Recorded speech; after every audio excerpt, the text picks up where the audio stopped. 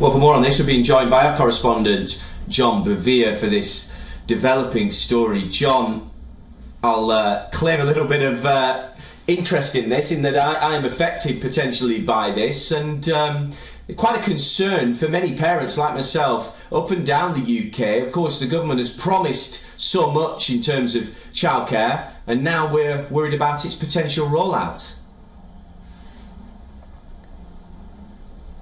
Yeah, absolutely, and I think it is a concern, as you say, for you and for other parents here in the UK as well.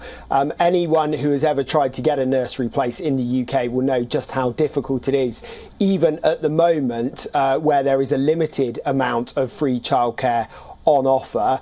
And so there is deep concern that by rolling out more free childcare, that the chances of managing to get a nursery place are going to be very difficult indeed. I've spoken with a few nursery providers here in the southwest of England where I am, and I've been asking them about the scheme, and a lot of them have said they're already full, so there's very little that they can do to help out. And a lot of that comes down to the sort of buildings being used and the space they have. Also, a lack of staff as well is one major concern. Now, nursery staff traditionally don't get paid a huge amount of money, and with the current cost of living crisis we're having here in the UK and elsewhere in the world as well, it has to be said, people are avoiding these lower paid jobs and are maybe holding out trying to get better paid jobs, or they're joining the sector, they're doing some of the qualifications needed to become a nursery worker, and then they're still looking around for other jobs that pay better, and so they are leaving their posts. So that is a problem. Brexit as well, some nursery providers here have told me, has been an issue. Where one of my children went to nursery up until last year, they had staff from across Europe and across the world really, but the tightening of immigration laws means that that is not an option really going forwards. So all of these are deep concerns, and certainly the government's plan was that they wanted to see this happen so that more people would go back to work, more traditionally working mothers would go back to work, let's be honest. So it's trying to level the playing field.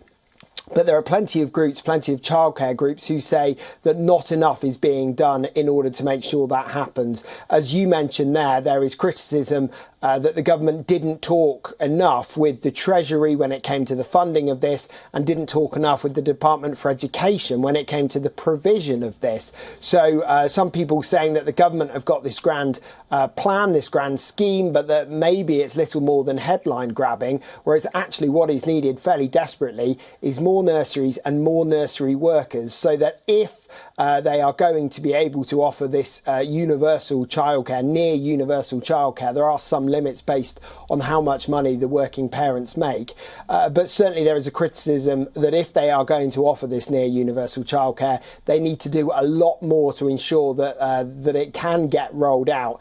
And there is a fear that when it comes to September of next year, when this scheme is meant to start nationwide, that there simply won't be enough nursery places. We've also heard about this growing inequality as well. There is a fear that in areas where traditionally maybe the parents couldn't afford to send their children to nursery, all of a sudden they're going to want to because it's free, and there simply won't be enough places. So there are a lot of unanswered questions about this whole scheme. Absolutely. Well, we'll both be wanting answers to those. John Bevere joining us live from Bristol. Many thanks for your insight there.